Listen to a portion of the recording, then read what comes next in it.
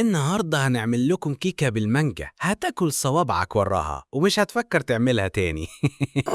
هنطجش بالطين البيضة ب5 جنيه، ونحط باكو فانيليا من عند عم سوبر مايو ومعلقة خل، ونضربهم كويس جدا، وبعدين نضيف عليهم كوباية ومعلقة كبيرة نشا ومعلقة كبيرة بيكنج بادر، ونضربهم كويس جدا لحد لما القوام يبقى ماسك نفسه، وبعدين هنزودهم بكوباية لبن سخنة ونقلب تاني. أنا زهقت من التقليب على فكرة. بعد كده هنحط الخليط بتاعنا في الصينية، وبعدين نفرغهم من الهواء بأي حاجة عندك حتى لو خلة سنان، وبعد كده هندخلها الفرن يكون متسخن على حرارة 180 ونسيبها لحد 20 دقيقة.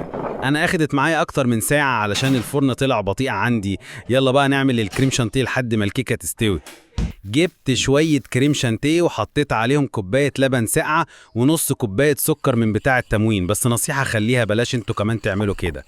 بعد ما الكيكة استوت وبقت جاهزة هنبتدي نخرمها بالوشكة بعد ما تبرد.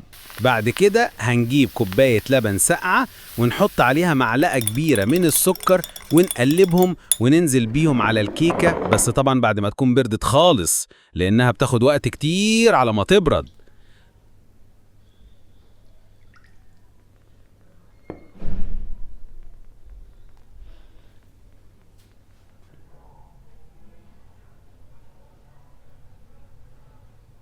بعد كده هنزل بالكريم شانتيه.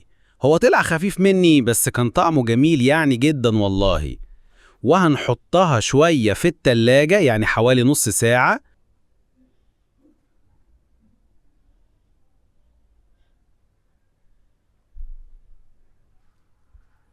وبعدين هنجيب مانجا ونقطعها قطع وننزل بيهم على الكيكة.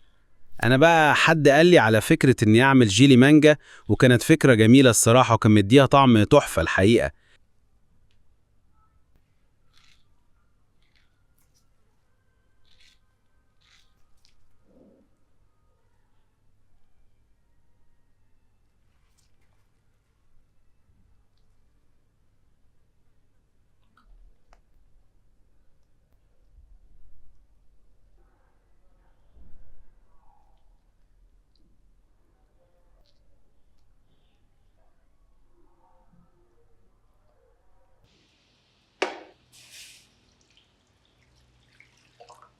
جبت باكو جيلي بطعم المانجا وهنزل بيه في كوباية مية ونقلبهم، وبعدين نسيبه بره يبرد براحته.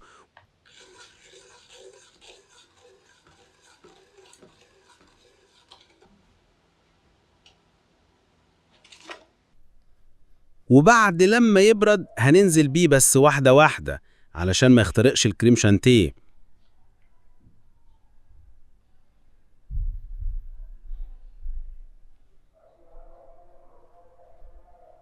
وبعدين هندخلها التلاجة لمدة ساعتين أو نص ساعة في الفريزر.